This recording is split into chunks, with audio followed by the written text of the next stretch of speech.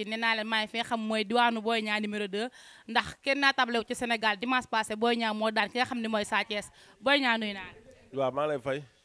maa ngi lay nuyu bu baax nuyu Sénégal ak monde entier bi ñuy seetaan à travers site bi di nuyu ñëpp di sant ñëpp waaw.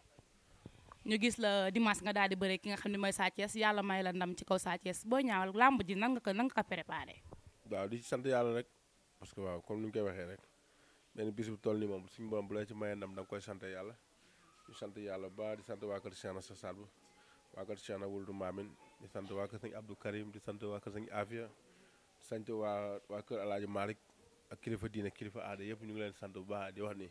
ñaan yi yegg si na gis nañ ñaan yi ñu ngi sant ñëpp waajal nañ ko ak suñu mbokk waajal nañ ko ak waa Pikine demal nañ extérieur après ñu ñëw fi kon ne liggéey bi ñoo def fulla fayda ak jom suñu waram may nañu ndam sant yàlla bu baax.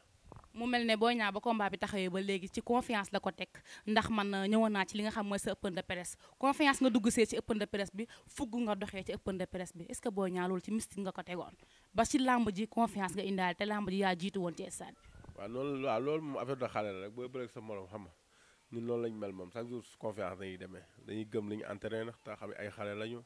te métier bi mën nañ ko moo tax xam nga fu ñuy bëre rek dañuy am confiance suñu borom dañu may ndam et puis suñu borom may nañu ndam sant nañu yàlla bu baax a baax a baax. waa dégg nga comme ni mu ko waxee nee na sant na yàlla bu baax a baax mais dañoo dégg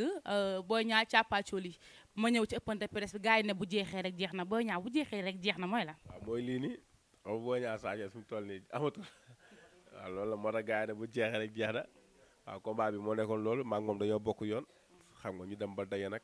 kenn war a dem kenn war a toog moo tax bu taxaw combat ba mu taxawee rek gars yi ne bu jeexee jeex na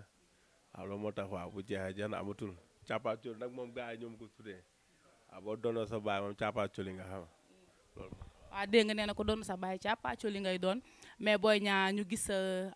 yow kan moo nekk sa kanam instant bi instant Boy Niang am na ci ku mu teg bëtam ne kii moom laa fas yéenee bëreel yow kan moo nekk sa kanam. waaw man gars yëpp laa teg sama bët waaw champion yëpp teg naa ci seen bët xam nga damay ñaan xam nga suñu moom defal ma jàmm xam nga incha allah bu ñu amatee beneen combat suñu moom defal ñu ndam mais ñëpp lañ bàyyi